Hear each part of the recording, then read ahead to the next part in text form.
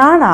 இப்படி ஒரு கேள்வி இயேசுவினிடத்தில் கேட்கப்பட்டது. இந்த தவசு கால பயணத்தின் 4வது நாளில் இருக்கிற உங்களோடு கூட இயேசுவின் பாடு மரண அதிகாரங்கள் வருகிற மிக சிறிய பட் இன்ட்ரெஸ்டிங் கொஸ்டின் அதை தான் நான் உங்களோடு கூட பகிர்ந்து கொள்கிறேன். நாம் நேற்று 3வது நாளிலே இந்த பாஸ்கா பண்டிகைக்கான ஆயத்தங்களை பற்றி யோசித்தோம். இப்பொழுது பாஸ்கா பண்டிகை நடந்து கொண்டிருக்கிறது. பாலஸ்தீனா முழுவதிலுமே இந்த யூத ஜனங்கள் பாஸ்கா பண்டிகையை கொண்டாடி கொண்டிருக்கிறார்கள். இயேசுவும் தன்னுடைய சீசர்களோடு கூட ஒரு வீட்டின் மேலறையிலே உட்கார்ந்து இந்த பாஸ்காவை கொண்டாட ஆரம்பிக்கிறார். இயேசு சீசர்களிடத்திலே வாய் திறந்து பேச ஆரம்பிக்கிறார். உங்களில் ஒருவன் என்னை காட்டி கொடுப்பான்ல, ஒப்பு கொடுக்க போகிறான். சொன்ன உடனே மத்தேயு 26வது அதிகாரம் 22வது வசனத்துல பார்க்கிறோம்.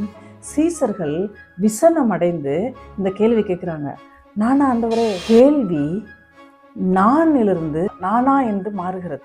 நிறைய நேரங்களிலே நான் யார் என்கிற வரையறையை நாம் மற்றவர்களிடத்தில் தான் தேடிக்கொண்டிருக்கிறோம். நிறைய பேருக்கு நான் யார் என்கிற வரையறை சமூக அந்தஸ்தில் இருக்கிறது, சோசியல் ஸ்டேட்டஸ். எனக்கான அடையாளத்துக்கான வரையறையை நான் மற்றவர்களிடத்திலே தேடுகிறேன்.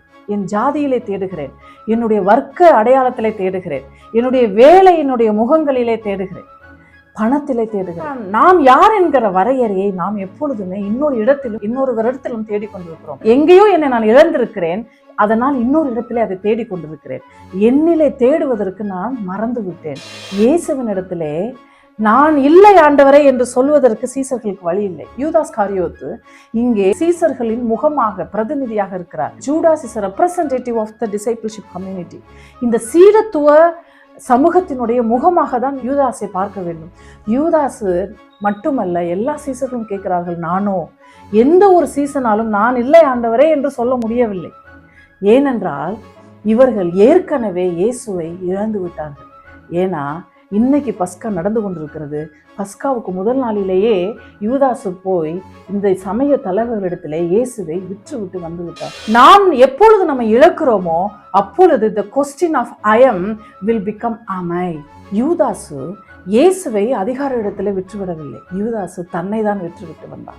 என்னை நான் நிலைநிறுத்திக் கொள்வதற்காக எப்பொழுதெல்லாம் மற்றவர்களுடைய உழைப்பை நான் விற்கிறேனோ, நான் பயன்படுத்துகிறேனோ, மிஸ்யூஸ் பண்றேனோ, அப்பொழுதெல்லாம் அவர்களை விற்கவில்லை, என்னை தான் நான் இழந்து கொண்டிருக்கிறேன். இந்த படிப்பினையை இந்த கேள்வி நமக்கு கற்றுத்தருகிறது. இந்த தவக்கால பயணத்திலே நாம் ஒரு விஷயத்துக்கு நம்மை பக்குவப்படுத்த வேண்டும். சமூகம் சார்ந்த படிப்பினை என்பது மற்றவர்களுக்கானதல்ல, சமூகத்துக்கானதல்ல, அது எனக்கானது. என்னை நான் சரியாக வரையறுத்துக் கொள்வதற்கானது. We should not give the privilege to others to define who we are. இதற்கான பக்குவத்தை இந்த பயணத்திலே நாம் உருவாக்கி கொள்வோம். கடவுள் நம்மை தொடர்ந்து ஆசீர்வதிப்பாராக.